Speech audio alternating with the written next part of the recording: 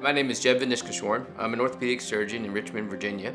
I've been practicing here for over 15 years. I specialize in spinal surgery and evaluations. But today we're going to talk about SI joint pain. The sacroiliac joint is basically the connection between the sacrum and the iliac bones in your pelvis.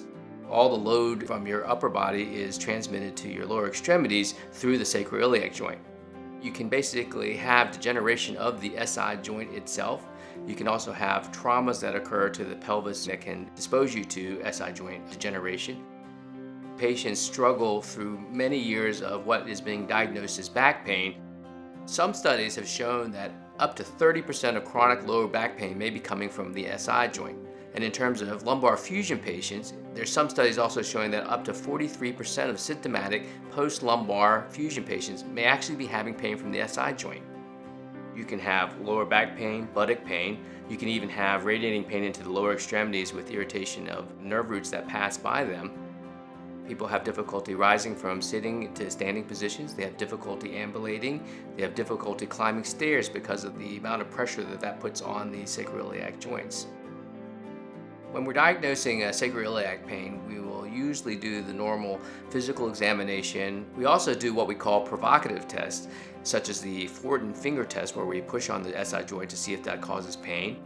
We start with conservative treatment. We do physical therapy. We also perform special maneuvers where we basically flex and extend and rotate the hip joint to stress the SI joint to see if it reproduces pain. If those physical exams are positive and the patient still has failed conservative treatment, we'll move on therapeutically with corticosteroids or also diagnostically with lidocaine to determine if that's the cause of the joint pain.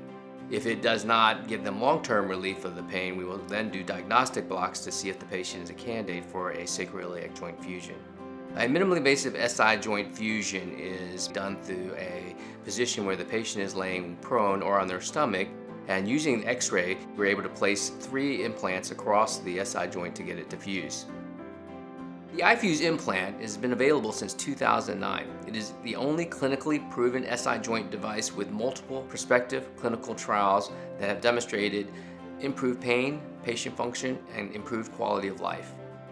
In total, there are more than 50 peer-reviewed publications supporting positive clinical outcomes, safety, biomechanics, and the economic benefits of the iFuse. In a randomized controlled trial, 80% of patients who had the iFuse procedure with the iFuse implant met the strict success criteria, and 90% of those patients were satisfied and would have the procedure again. Long-term pain relief and improved function have been demonstrated in trials out to 5 years. SI joint is a very common cause of lower back pain that is often overlooked. We'd love to be able to evaluate you and see if you're a candidate for treatment and evaluation of your SI joint pain.